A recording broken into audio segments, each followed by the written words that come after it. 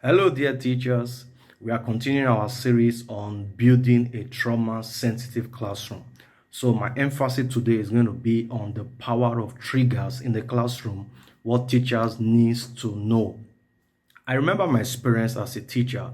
There was this particular student who never paid attention to a teacher because that teacher looked exactly like someone that abused her while she was in secondary school. So the teacher was a trigger to her.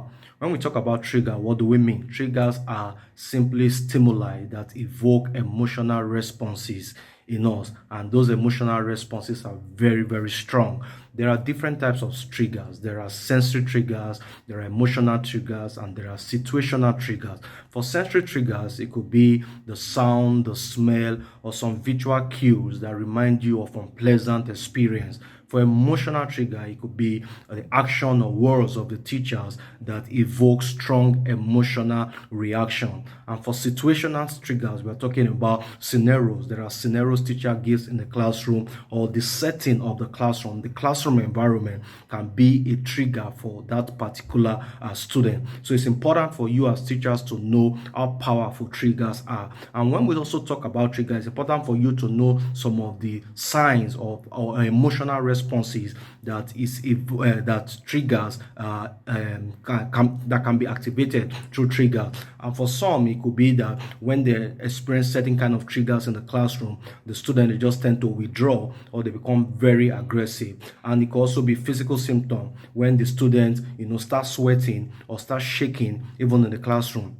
And it can also be that emotional outburst. You just see them just for no reason that you are not aware, but it's just the trigger that make them to just express their emotion in a way that is not pleasant. And it's important for us to also understand that this trigger can impact on learning, because when student experience trigger, it can make them to experience some level of fear, anxiety, even in the classroom, and that can impact on their learning experience. It can impact on their capacity to concentrate or to participate in the classroom, or their capacity to even retain and recall information. But we also need to know that there are strategies you can adopt as teachers to be able to help your student manage their triggers. One of the things you can do is for you to create a safe environment. Let your environment be safe. Let it be in an environment where they feel free to express themselves. And for you as a teacher, you need to be safe. You also need to know your student, build relationship with them.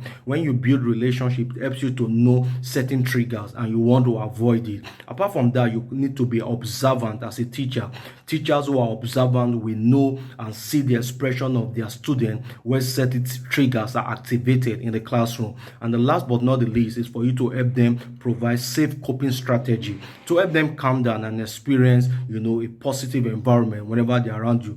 The coping strategy can just be simple breathing exercise within the classroom, or just make them to calm down so that they can feel well relaxed. So it's important for you to be sensitive to the trauma that they experience, and one of the way you can do that is to you to understand their triggers and help them to build an environment that is safe and trauma sensitive. Thank you.